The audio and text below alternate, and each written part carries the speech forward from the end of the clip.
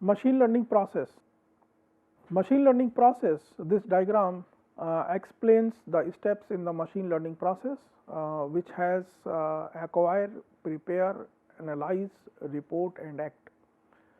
So, it should be kept in mind that all these steps needed to be carried out with a clear purpose in mind. That is, the problem or the opportunity that is being addressed must be defined with a clear stated goals and objectives.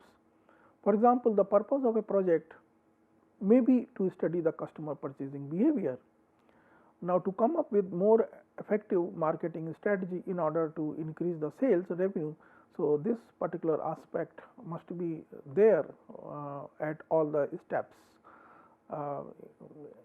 So, the purpose behind the project will drive the machine learning process. Now, the first step here is called acquire the data. So, the first step in the machine learning process is to get all the available data related to the problem at hand.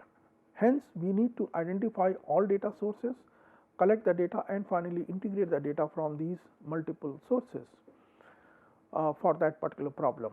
Therefore, the clear purpose or the clear objectives of a goal in a given problem must be there in the mind while in the step number 1 to acquire the data. This step is also called data acquisition. So, data acquisition is the process of gathering, filtering and cleaning the data before it is being put in the data warehouse or any other storage solution on which the data analysis can be carried out. So, data acquisition is one of the major big data challenges. Step number 2 in this particular machine learning process is to prepare the data. This step is further divided into two parts: to explore the data and pre-process the data. Let us understand these two aspects in more detail. Now, the first part of the data preparation involves the preliminary exploration of the data to understand the nature of the data that we have to work with.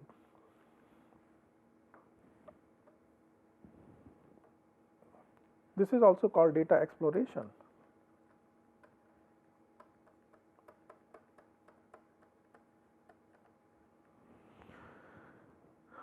That is, the things we want to understand about the data are its characteristics, formats, quality, asperations.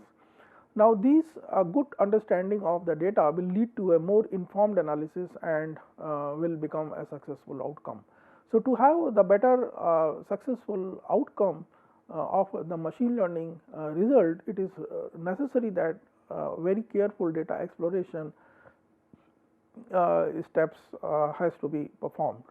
So, once we know about the data through the exploratory analysis, the next part is the pre-processing of the data for the analysis, that is called pre-process.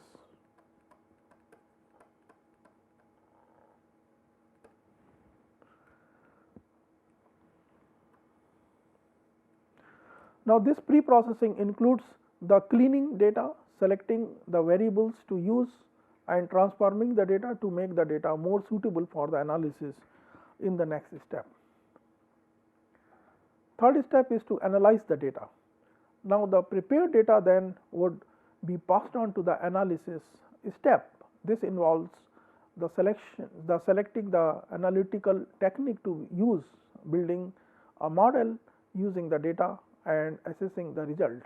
Meaning to say that to analyze the data, we require to select one of these techniques, analytical techniques to be used. This is one of the important decision here in this step, which is to analyze the data.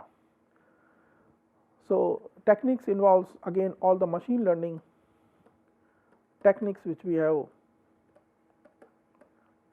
seen, that is we have to identify which of these different categories or classes of machine learning is to be applied to analyze the problem, that is whether it is a classification,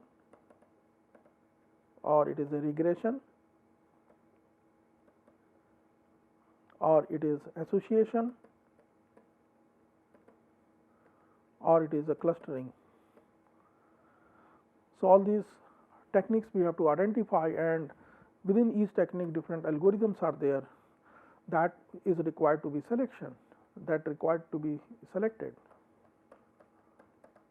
So, this becomes the selection of analytical technique to be used in building the model. That means, we have to fit the model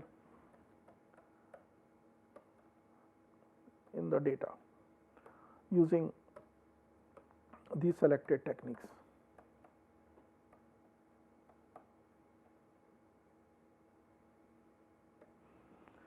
So, this is one of the most important step of a machine learning. Fourth, data is to communicate result. This includes evaluating the results with respect to the goal set for the project. So, presenting the result is in an easy to understand way, and communicating the result to others is also one of the important aspect. Step 5 is to apply the result. So, the last step is to apply the result. This is to bring us back to the purpose of the project. How can the insight from our analysis be used to provide effective marketing to increase the sales revenue and so on. So, this is also going to be very useful in using the result for different application. So, determining the actions from insight gained from the analysis is the main focus of this step.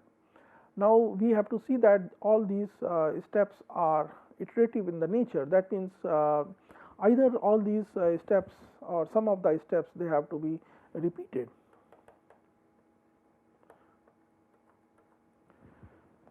So, that we will see further that the machine learning process is very iterative, and finding from results from one step may require a previous step to be repeated with the new information. So, for example, during the preparation step, we may find some data quality issues that may require us to go back and to acquire further information to address some issues with the data collection, or to get additional data that we did not include in the first round, and so on. So, therefore, this iteration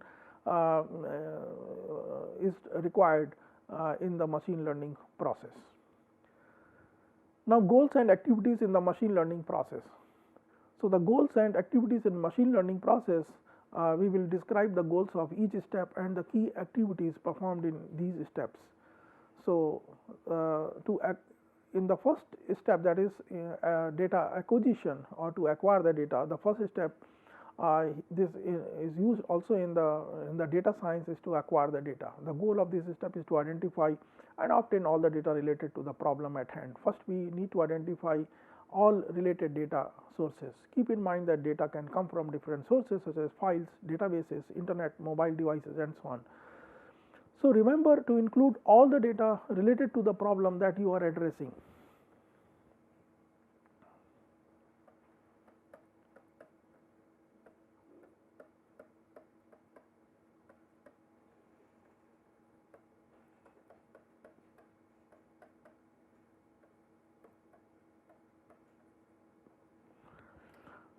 So, after you have identified your data and data sources, the next step is to collect the data and integrate the data from different sources. This may require conversion, as the data can come from different formats. So, it is required to convert into the format which is required to be used in your machine learning process. So, this may require conversion, as the data can come from different sources. It may also require to align the data, as the data from different sources may have different timing or spatial resolution. So, once you have collected and integrated your data, you now have to make this data coherent for your analysis. Second step is to prepare the data. The next step after acquiring the data is to prepare it, to make it suitable for the analysis. There are two parts to this step: to explore the data and pre-process, that we have already discussed. So, data exploration, you want to do some preliminary investigation in order to gain the better understanding of specific characteristics of your data. This in turn will guide the rest of the process.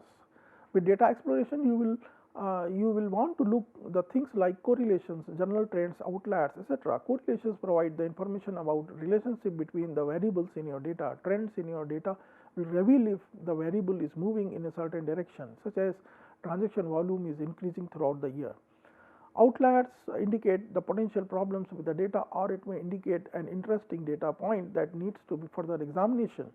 Without this exploration activity, you will not be able to use your data effectively. So, the data exploration requires preliminary investigation, which which involves the steps like to gain the better understanding of the data, and by that process you will find out the correlation, general trend, and outliers. So, correlations will provide the information about the relationship between different variables in your data, and also it will reveal the trends if the data if the variable is moving in certain directions, such as the transaction volumes increasing throughout the year. That is, it will identify the trends with the data. And third thing is very important, which will be processed in the data exploration part, is called outliers. So, by this data exploration, you can identify the outliers, and these outliers have to be dealt with at this stage, that is in the data exploration stage. The next part is to describe your data. Once you explore your data to calculate the summary statistics to numerically describe the data. Now, these summary statistics are the quantities that capture various characteristics of the set of values with a single number or a set of small numbers. Some basic summary statistics that should compute your data set are mean, median, mode, range, and standard deviation. They are the summary statistics of your data. So, mean and median will measure are the measures of location of the set of values. So, mean location means, for example, if this is the data, this is the mean. So, it will give the centrality, location of the data, location of a set of values. Similarly, mode is the value that occurs most frequently in your data set, and the range and the standard deviation are the measures of the spread of your data. Looking at these measures, you will get an idea of the nature of your data, and they will tell you that if there is something wrong in your data set, then you have to basically refine your data at this stage. For example, if the range of values for the age in your data set includes a negative number, then obviously it is an outlier, or the number is greater than 100 in the age, then it's something suspicious in the data, and that need to be corrected upon. Now, the next step is called the visualize your data. Visualization techniques also provide the quick and effective ways to explore your data. For example, the use of histogram plots will understand the distribution of data, or the skewness or unusual dispersion and outliers of the data. So, line plot like the one in the lower plot shown over here can be used to look the trends in the data as the change of the price on the stock. The heat map also is one of the visualization technique of your data, give an idea about where the hot spots are. Scatter plots effectively show the correlation between the two variables, and overall there are many other type of plots to visualize your data. They are very useful in helping to understand the behavior of your data. Now, pre-processing step. So, after you have explored the data, next step is the pre-process the data to prepare for the analysis. The goal here to create the data that will be used for the analysis. The main activities of this pre-processing is to clean the data, select the appropriate variables to use, and transform the data as needed. So, let us see what do you mean by cleaning the data or that data cleaning. A very important part of data preparation is to clean the data to address many quality issues. Real world data is nothing, and there are many examples of quality issues with the data from the real applications, including missing values such as income in the survey, duplicate data such as two different records of the same customer with different addresses. So, inconsistent or invalid data such as 6-digit zip code, noise in the collection of data that distorts the true values, outliers such as numbers larger than 100 or someone's age is also an essential to detect and address these issues that can negatively affect the quality of the data. The next important part is about the feature selection. Feature selection refers to choosing the set of features to use that is appropriate for the application. Feature selection can involve removing redundant or irrelevant features, combining features, or creating the new features. So, during the exploration data step, you may have discovered that two features are very correlated. In that case, one of these features can be removed without negatively affecting the analysis result. For example, the purchase price of a product and the amount of sales tax are very likely to be correlated. Similarly, the age and the weight of a person are highly correlated. So, eliminating the sales tax would then be beneficial. So, removing redundant or irrelevant features will make the subsequent analysis more simpler and more accurate. So, you may also want to combine the features to create the new ones. For example, adding the applicant's educational level as a feature to a loan approval application would make more sense. And there are also algorithms to automatically determine the most relevant features that based on various mathematical properties. Then feature transformation. Feature transformation maps the data from one format to another format. Various transformation operations exist. For example, scaling map the data values to a specific range to prevent any feature from dominating the analysis result. This is very important to be handled. So, filtering or aggregation can be used to reduce the noise and variability in the data. Dimensionality reduction maps the data to a smaller subset of dimensions to simplify the subsequent analysis. We will discuss these techniques, how to prepare the data using feature transformation further slides.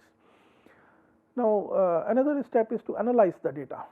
So, after preparing the data to address the quality issues and pre-process it to get in appropriate format, the next step would be to use that particular data for the machine learning process to analyze it.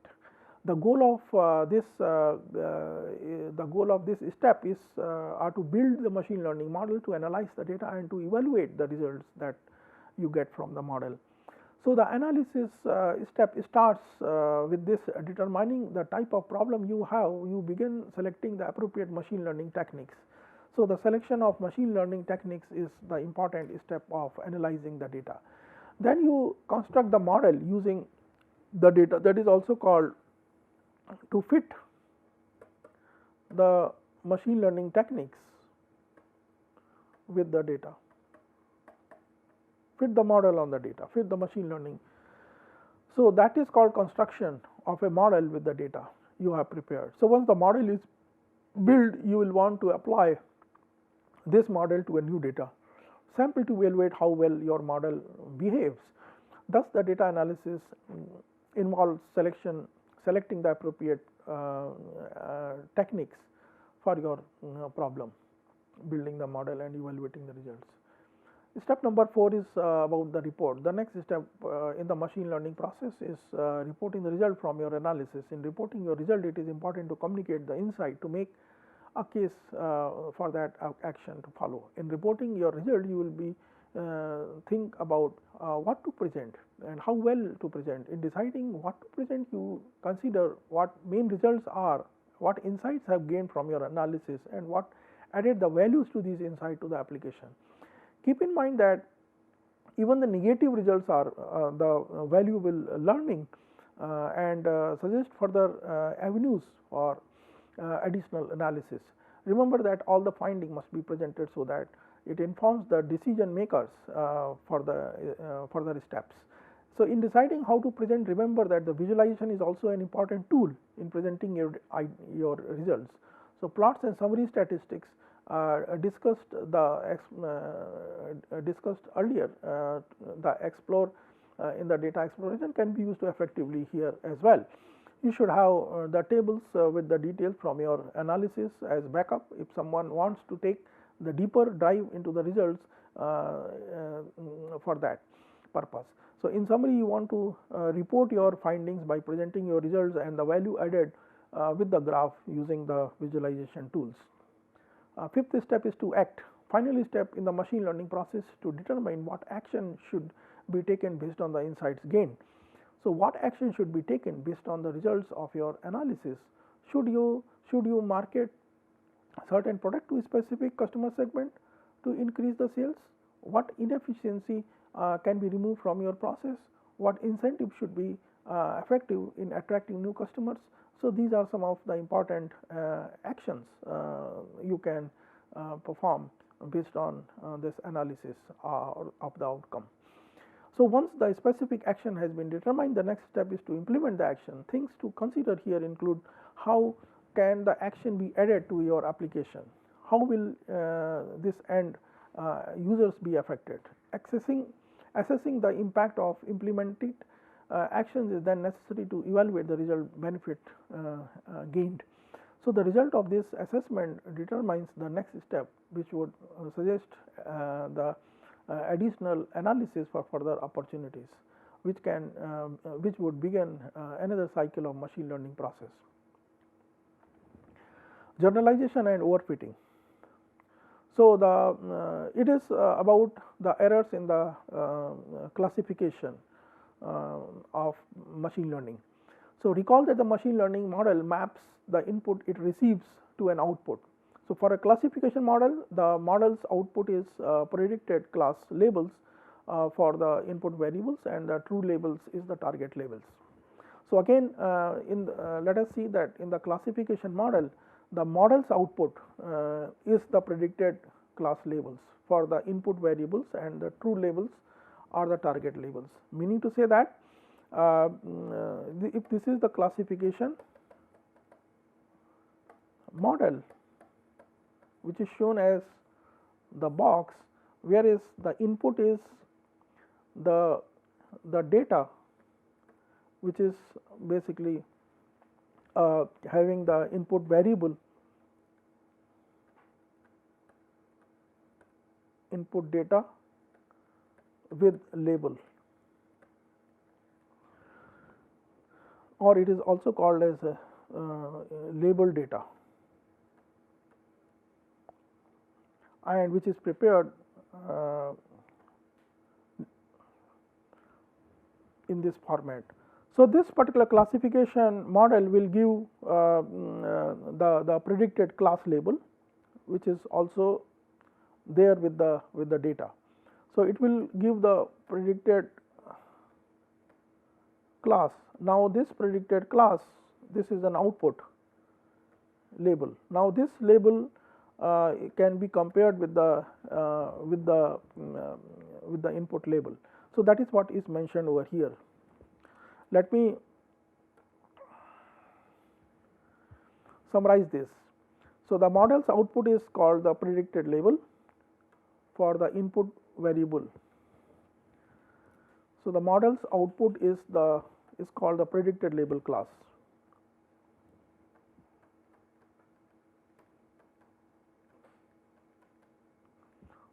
So, this is the output of a model. For the input variable, this is the input variable, and the true label is the target. So, the true label is already there. True label is known. So, the predicted label and the true label both are now compared. The true label and the predicted output label, if both are same, so we have to now compare about these two different labels. So, then if the classifier predicts the correct classes label for the sample, that is a success. and if the predicted label is different from the true class label, then there is an error. Now we have to see these two different cases. So the error rate then is the percentage of the error made over the entire data set, that is the number of errors divided by the total number of samples in the data set. So error rate is known as the misclassification rate or simply the error. So error is the error rate by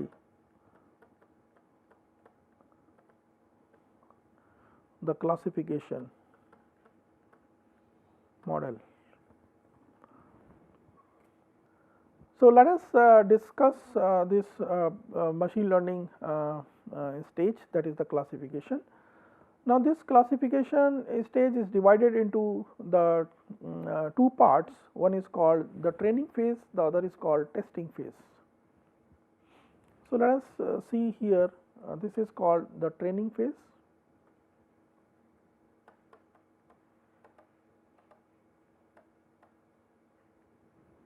And the training phase includes the training data, which is the labeled data, and also requires one machine learning algorithm. Using this particular machine learning algorithm will fit on the data, and therefore it will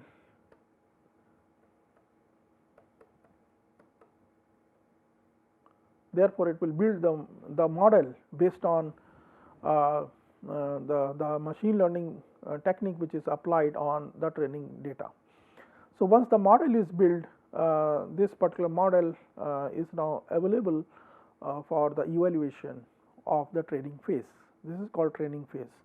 Now the other phase is called the testing phase. In testing phase also we have the test data and the model which is now being created. So the model is the same which is created over the training phase. So that particular model will now be given new data, and this is called a test data, is a new data which is not seen by the training phase. So when a new data is given to the model, now this model will do the predictions based on this test data, and it will give the result, that is the output label, and it will be compared with the target label, output label to be compared with target label. So this particular way we are going to do the testing. So based on these particular analysis of this particular model, we are going to see the activities in the testing phase. So therefore let us see more insight into the errors in the classification. The model is built using the training data and evaluated on the test data that we have seen in the previous slide. So the training and test data are the two different data sets. The goal in building the machine learning model is to have the model perform well on the training as well as on the test data. So the model which is created will perform well on the training as well as it will also perform well in the test data. Now error rate or simply the error on the training is referred to as the training error. Similarly, the error on the test data is referred to as the test error. So there are two types of errors. So training error or the test error. Again, to understand we have to you have to recall what we have done is there were two different phases. One was called the training phase. Training phase will take the training data and the machine learning algorithm, and it will build a model.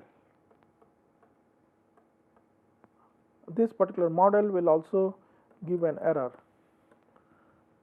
classification errors which are collected, and this is called a training error. Now, this particular model is given back again, is used again in the testing phase, and we will have another data that is called test data. Test data, when it is given to the model, now it will perform and it will give an error, and this error is called testing error. So, there are two different type of errors. One is called training error, the other is called testing error. So, the error on the test data is an indication how well the classifier will perform on the new data. Now, generalization. This is known as generalization. Generalization refers to how well your model performs on a new data, that is the data not used to train the model. Now, you want your model to generalize well to the new data. So, if your model generalizes well, then it will perform well on the data set that is similar in the structure to the training data, but does not contains exactly the same sample in the training data. Since the test error indicates how well your model generalizes to the new data, note that the test error is also called the generalization error. Now, there is a concept which is called overfitting. So, a related concept to the generalization is called overfitting. So, if your model has a very low training error but has the high generalization error, then it is called the overfitting, meaning to say that during the training phase the error is less, but during the testing phase the error is more, hence it is called overfitting. This means that the model has learned to model the noise in the training data instead of learning the underlying structure of the data, hence it is called overfitting. So, overfitting, that these plots illustrate what happens when a model overfits. So, the training samples are shown as the points, and the input to output mapping that the model has learned is indicated as the curve. So, the plot on the left shows that the model has learned the underlying data structure, as the curve follows the trend of the sample data point as well. So, here you can see that this curve has learned the behavior of a data well, and it is a good fit during the training phase. Now, there is another example. The plot on the right, however, shows that the model has learned to the noise in the data set. For example, this curve is fitting to the noise, and this is different from this particular curve which has fit to the underlying structure of the data. So, this is an example of the overfitting, and the left side graph which shows this particular is a good fit. So, the model which tries to capture every sample point instead of general trend of the samples together, that is the training error and the generalization error are plotted together during the model training. A model that overfits will not generalize well to the new data. So, the model will do well on just the training data, but not perform well on the new data set, rather it will perform poorly. So, a classifier that performs well on just the training data set will not be only useful.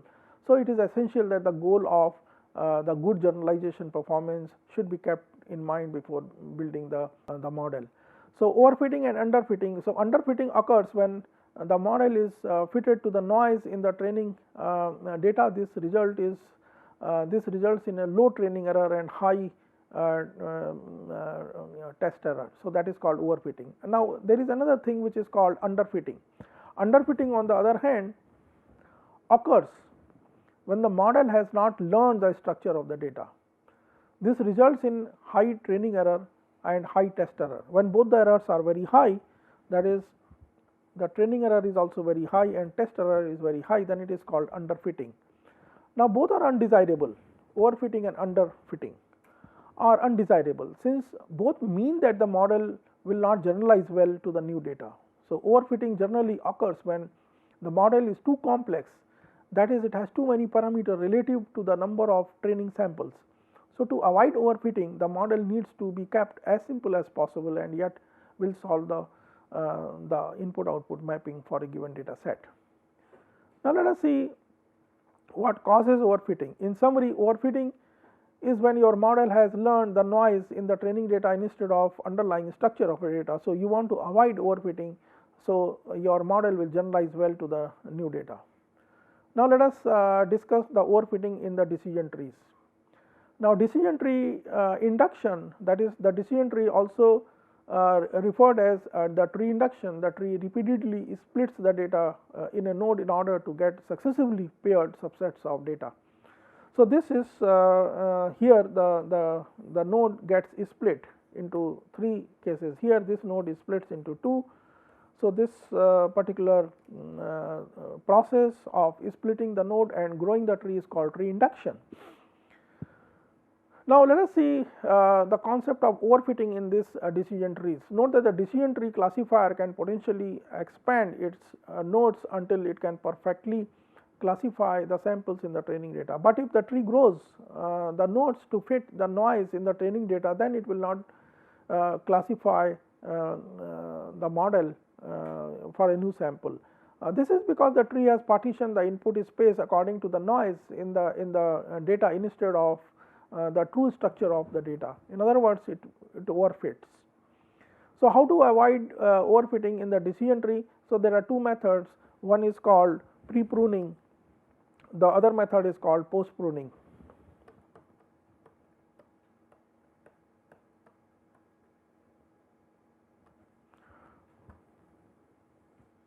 There are 2 methods to avoid the overfitting in decision trees. The first one is called pre-pruning, the other one is called post-pruning. So, pre-pruning says that to stop growing the tree before it is fully grown. Why? Because in this particular case, it is the data is so the tree is fully grown, that means it is growing according to the noise in the data, hence it has to be stopped before it is fully grown, and so it will control the number of nodes to limit the complexity of the tree. The second method of avoiding the overfitting in the decision tree is called post-pruning. Post-pruning means let the tree grow to its maximum size and then prune the tree so that it can reduce or it can overcome from the overfitting. Now, let us see the pre-pruning step. So, with the pre-pruning, the idea is to stop the tree induction before fully grown tree is built that perfectly fits the training data. To do this, restrictive stopping conditions for a growing tree must be used. For example, noise stops expanding if the number of samples in the node is less than some minimum threshold. Another example is to stop expanding the node if the improvement in the impurity measures falls below a certain threshold. Post-pruning, in the post-pruning, the tree is grown to a maximum size and then the tree is pruned to removing the nodes using the bottom-up approach. That is, the tree is trimmed starting with the leaf nodes. The pruning is done by replacing the subtree with a leaf node.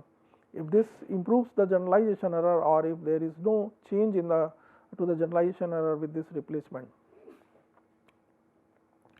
Now, overfitting in the decision tree, in other words, if removing the subtrees does not have the negative effect on generalization error, then the nodes in that subtree only add to the complexity of the tree and not to its overall performance. So, those nodes should be removed. In practice, post-pruning trends tends to give better results.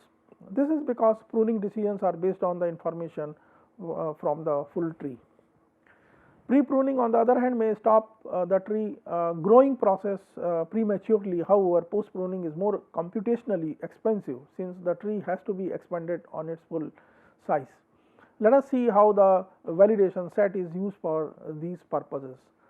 So, now we have again looking back to the same diagram, that is the training phase and the testing phase, and this particular process.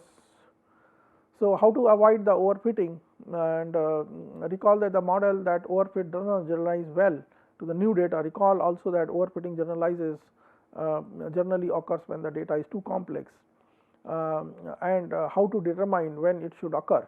So, there is a technique which is called using the validation set. A validation set can be used to guide the training process to avoid the overfitting and deliver the good generalization performance. Now, we have discussed having the training set and a separate.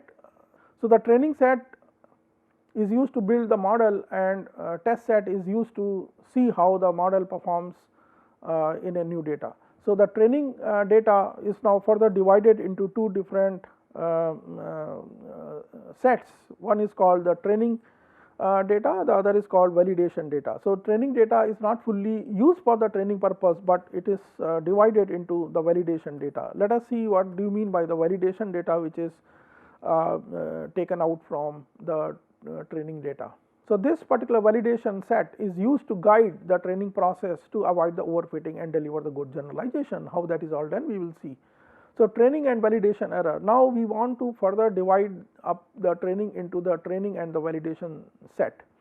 So, the training set is used to train the model as before, and the validation is used to determine when to stop the training model to avoid the overfitting in order to get the best result performance. So, let us see that there are two different data sets. One is the training data set, which is shown over here, that it is giving the errors, which is called the training error. Now, with the validation data set, we are also getting the errors, and we can now compare these two graphs. What we see here at this stage, this validation is not consistent with the training error. Here it diverged. So, this is the position when this particular this is the position when the model is not behaving consistently with the validation set and the training set, and their validation error and the training error differs at this point, where validation error rate is more compared to the training set error. One is growing, the other is decreasing. So, therefore, this particular at this point the model overfits. So, we have to identify when to at what stage the growing of the tree has to be stopped using this particular method. So, now let us understand this. So, the training set is used to train the model as before, and the validation is used to determine when to stop the training model to avoid the overfitting in order to get the best generalization. So, the data is to the idea is to look at the errors of both the training and the validation set during the model training, and the orange line here on the plot is shown as the training error, and the green line is validation. We see that the model building progresses along x-axis, so the number of node increases, that is the complexity of the node of the model increases here as the number of node the complexity. So, we can see that the model complexity increases at this after beyond this particular stage. The training error decreases, whereas the validation error increases, start increasing. So, when the validation error increases, this indicates that the model is overfitting and resulting into the decreased generalization performance. So, when to stop this particular training or tree induction. So, this can be used to determine when to stop the tree induction, where the validation error starts to increase is when you get the best generalization performance. So, the training tree induction should be stopped here. This method is using the validation set to determine when to stop the training is referred to as model selection, since you are selecting one from many varying complexities. Note that this was illustrated for the decision tree classifier, and the same method can be applied to other machine learning models. What are the ways to create and use the validation sets? There are several ways to create and use the validation set to avoid the overfitting. The different models are holdout method, random subsampling, k-fold cross validation, and leave out cross validation, leave one out cross validation, LOOC. So, holdout method, the first way to use the validation set is the holdout method. This describes the scenario that we have discussed, where the part of the training is reserved as the validation set. The validation is then the holdout set. This method we have already seen. Now, k-fold cross validation, the way to improve the repeated holdout method is to use cross validation. Cross validation works as follows: segment the data into k number of disjoint partitions. During each iteration, one partition is used as the validation set. Repeat the process k times, each time a different partition for the validation. So, each partition is used for validation exactly once. This is illustrated in the figure. In the first iteration, the first partition is used for the validation. In the second iteration, the second partition is used for the validation, and so on. Now, k-fold cross validation. The overall validation error is calculated by averaging the validation for k different iterations. The model with the smallest average validation error is then selected. The process we just described, referred to as k-fold cross validation. This is very commonly used approach for to model selection in practice. This particular approach gives you the more structured way to divide available data into the up between the training and the validation data sets, provide a way to overcome the variability in the performance that you can get when using a single partition of the data. Leave one out cross validation. Leave one out cross validation is a special case of k-fold cross validation, where k equal n, where n is the size of your data set. Here, for each iteration, the validation set has exactly one sample. So, the model is trained to use n minus one sample is validated on the remaining. So, the rest of the process works the same as k-fold cross. Note that the cross validation is often abbreviated as CB, and leave one out cross validation is referred to as LOOCB and pronounced loop B. Uses of validation set. Note that the validation error that comes out of this process can also be used to estimate the generalization performance of the model. In other words, the error on the validation set provides an estimate of the error on the test set. Uses of data sets. With the addition of validation set, you really need three distinct data sets when you build a model. Let us review these data sets. So, we have seen the first type of data set is called the training data set, which is used to train the model, that is to adjust the parameters of the model to learn the input to the output mapping. That is called the training data set. The validation data set is used to determine when the training should stop in order to avoid overfitting. So, this is called the validation data set. Third is called the test data set, is used to evaluate the performance of the model on the new data set. So, that means the data set is divided into three different type of data sets. One is called the testing or training data set, then it is the validation data set, third is called test data set. Let us see that the training data set is used to train the model, that is to adjust the parameter of the model to learn the mapping from input to the output. So that means training data set will build the model,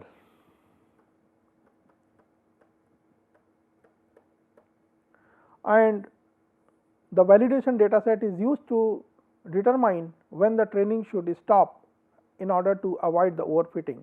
So while building the model, it will refine this particular model so that it will be improved model which will not have the overfitting.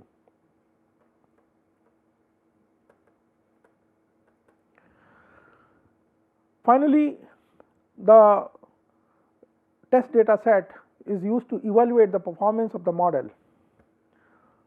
So this evaluation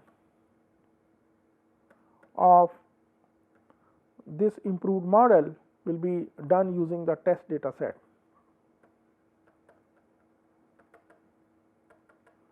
Now let us see that how this data set or a given data set is divided into three different parts, which are called training data set, validation data set, and test data set. So note that the test data set should never be used in any way to create or tune the model. So it should be a new data set which is shown over. For example, in a cross validation process to determine when to stop the training, it should not be used there. So the test data set must always remain independent from the model training and remain untouched until the very end when all the training has been completed. Note that the sampling the original data set to create the training, validation, tests, all the data set must contain the same distribution of the target class. For example, if the original data set, if in the original data 75% samples belong to one class, 30% samples to the other class, then this same distribution should approximately be present in each of the training, validation, and test set. Otherwise, the analysis will be misleading. So validation set summary. We have discussed the need for three different data sets in the model building. So the training set is to train the model, the validation set is to determine when to stop the training process, and test to evaluate the performance on the new data. We have learned how a validation set can be used to avoid overfitting and in the process to provide an estimate of generalized performance, and generalization performance, and we cover different types to create and use validation set such as k-fold cross validation. Now metrics to evaluate the model performance. So here we give the class labels to the data set. In supervised learning, that is done. Is the animal mammal? Yes or no is the class label. Now using this particular target label, we now can see the difference between the true target label. This is called target label, this is the true label, and this is the label which is the predicted label out of the classification algorithm. This is called predicted label. Now if we compare them, if both the labels are same, then the error type is called, there is no error, and is called true positive. When the true label is no and the predicted is also no, then also it is called the true negative. So both are not having any errors. Now when the true label is no but the predicted label is yes, then it is called the false positive. So this positive is falsely given, hence it is called a false positive. Now if the true label is yes and the predicted label is no, so it is false negative. So these different classes we are now going to see, this is called the types of classification error. So there are 4 different types of classification error: true positive, true negative is there is no error, and when the predicted label is wrongly saying yes, then it is called false positive, and if the predicted label is saying wrongly no, is saying wrongly no, then it is called false negative. So, let us see calculate the accuracy rate out of this error types. So, accuracy rate is nothing but the number of correct predictions divided by total predictions. So, number of correct predictions here you can see that the true value is yes. So, it is also predicting yes, true is no, it is also saying no, and number of correct predictions, and here in all other two cases it is wrongly predicting. So, the number of correct predictions is 2 divided by how there are 4 different. So, in that particular sample we have to find out how many such false positives, false negatives, true positive and true negatives are there, and based on that we can find out the accuracy rate. And error rate is 1 minus the accuracy rate, that is 0.3 here in this case. So, let us see another thing is called precision and recall. Precision says that true positives divided by true positive and false positives. So, all positives, true positives divided by all positives, which is predicted by the prediction is called precision, and recall is true positives divided by that is true positives and false negatives, that is all samples with. So, this is called recall. So, precision and recall, precision is considered as a measure of exactness because it calculates the percentage of the samples predicted as positive which are actually positive in the class. Recall is considered as a measure of completeness because it calculates the percentage of positive samples that the model correctly identifies. So, besides precision and recall, there is something which is called F measure, which combines both of them. So, F1 measure is nothing but 2 times precision into recall divided by precision plus recall, where F1 is evenly weighted. That means in precision and recall are given equal weights, then it is called F1 measure. And F2 measure, here the weights recall more in this case, and F 0.5 measure is gives the weights precision more in this case. Let us see the confusion matrix. So, again we will see that if the animal is the animal mammal, so this data set of animal we are going to label that yes or no. So, again there are 4 different classification errors. Based on these classification errors we can draw a confusion matrix. So, confusion matrix on the x axis gives the true class label, and whereas the y is called predicted class label.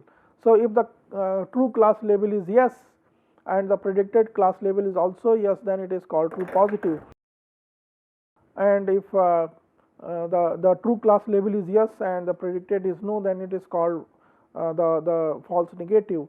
Similarly, if the true class label is no and the predicted class label is yes, then it is called false positive, and if the predicted if the true label is no and the predicted is also no, then it is called true negative.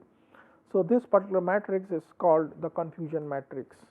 So, let us see the confusion matrix for this particular example, and here in this particular example we can see that this is the true label, and this 2 times. So, this is the correct, this is correctly predicted, and this is also correctly saying yes. So, yes, if it is yes, then it is correctly predicted. How many times? 1, 2, 3. So, it is 3 times it is appearing, and when it is no, it is also correctly predicting. Negative, how many times? 1, 2, 3 and 4. 4 times it is correctly predicting, and it is when it is no and yes. So there it is no, and it is there it is no, and yes, it is 1 times, it is false positive, and the remaining is yes or no 1 and 2 times. So this we have calculated the confusion matrix.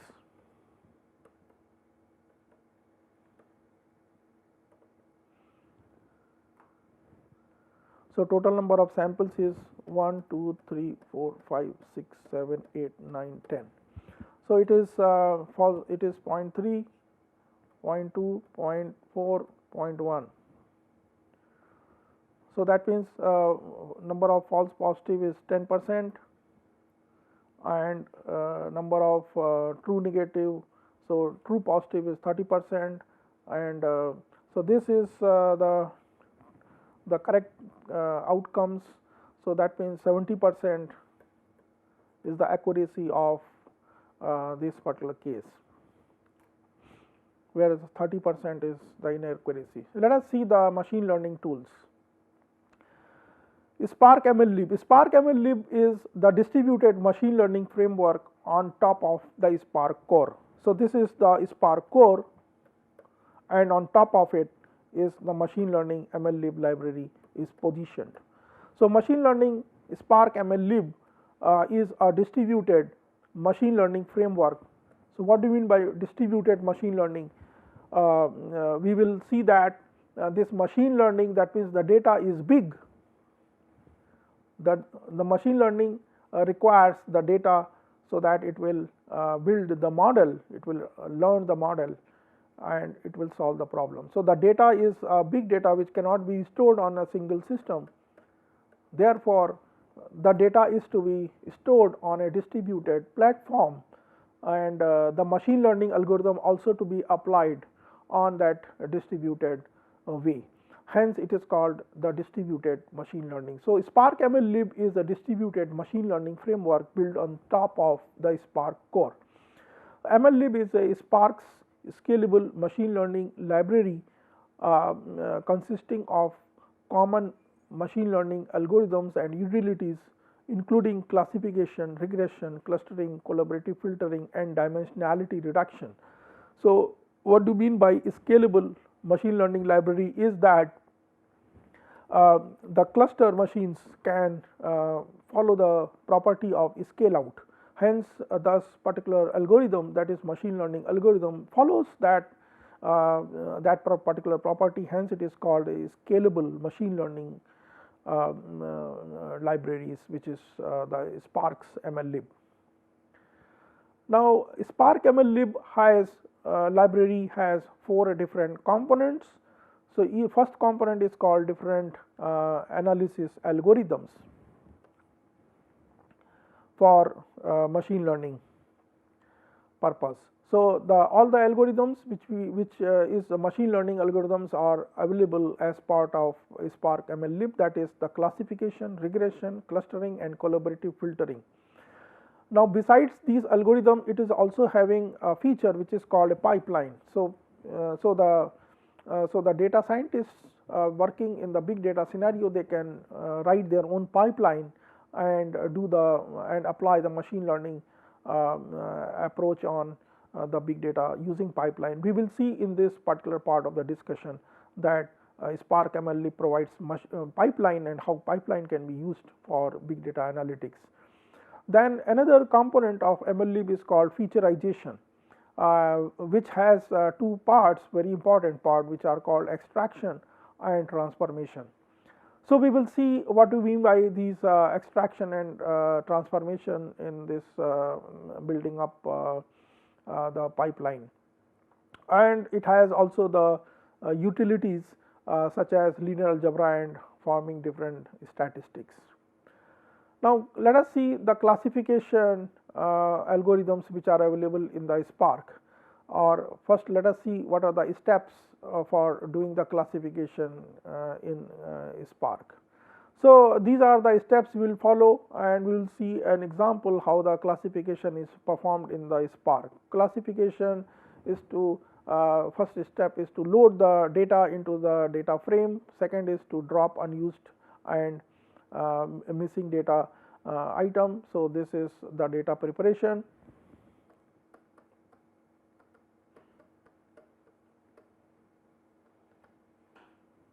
Here is to read the data. Then we have to create a categorical variable for the low humidity days. So, that means we will transform the data to be required in our format. Then we have to perform the aggregate features used to make predictions, and that means you have to do a feature engineering or feature selection.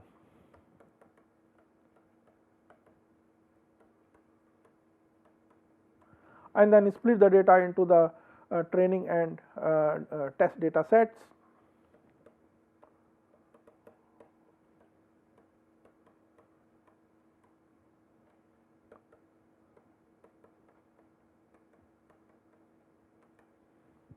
Then we will create and train the decision tree, and then we will save the predictions to the file. Let us see how to read the weather data into the data frame in Spark MLlib or in a Spark format. So, here we can see that this is the data file, and we have to load using the load data file using SQL context. So, we are using SQL, Spark SQL. Using SQL context, we will read the data file, which is shown over here using these commands of Spark. So, using SQL context, we will read this particular file, and the format is given as .csv, and other information, let us say header is also there, and infer schema is also available as far as Spark SQL. Now, we will now read in the form of a data frames. So, the weather data will be loaded into data frames, and now if we want to see what are the different columns after performing this read operation, what are the columns read, then these are the different columns of the data set which is being read into the data frames. That is air pressure at 9 a.m., air temperature at 9 a.m., average wind direction at 9 a.m., average wind speed at 9 a.m., average wind direction at 9 a.m., maximum wind speed 9 a.m., rain accumulation 9 a.m., rain duration 9 a.m. So, these are different columns of your data set, and this column will be used to construct the decision trees later on. So, the data frame columns are again summarized here in a nice manner, and after that then we will prepare the data so that all the unused or the missing data can be removed. So, use the column name and drop, use the column name number and drop that from the data frame, and if whenever there is a row which is missing, and then we will print the number of rows and columns in the. Let us see how we can do this to drop this one data from which is having missing data. So, let us see, we will find out this one the total count. So, total count of this one data values is 1064, and we will also see that. So, using df count and the length of that data frame of the columns, we will find out the total number of data set, and we will find out how many columns are data is available, and if there is a difference, so we will find out those the missing data item and remove it. So, therefore, we will calculate the total number of, and we will drop all those, we will drop the missing data item from that particular column. And then after that we will see that it comes out to be the data set which is does not have any missed data. Now third step is to create the categorical variable for the low humidity days. So meaning to say that what we will do here is that wherever the numbers are wherever the values categorical values are there, these variables are to be converted into the numbers, and this conversion can be performed from categorical data to the numerical data. And here we can see that these labels are binarized. So these values are binarized, and the values are shown as the categorical data. Now aggregate features will be used to make the predictions, and now this particular data set will be split into, once the data is prepared, then it will be split into the training and the test data. So this will be having 80% and 20%, 80% will be training and 20% will be test data, and then we will randomly split that, and using the training using the training data, we will now fit we will process it to build the decision trees. Let us see how we will do this. So after doing this, here we can see that we are building the we are setting up the decision tree, and in the decision tree pipeline we have to build, and now we will perform this one to fit the model. So model is, when it is fit, that training on a training data, the model will be the decision tree, and once the model is fit, then we will perform the predictions on that particular data. So once the predictions are made, we will see the labels and the prediction values. So here you see that all are having same, and now we will see the prediction accuracy using. So these prediction values are now stored in the on the file, CSV file. So conclusion, in this lecture we have discussed the machine learning techniques. We have also discussed the tools and algorithms that you can use to create the machine learning models that learn from the data and to scale those models up to the big data problem. Thank you.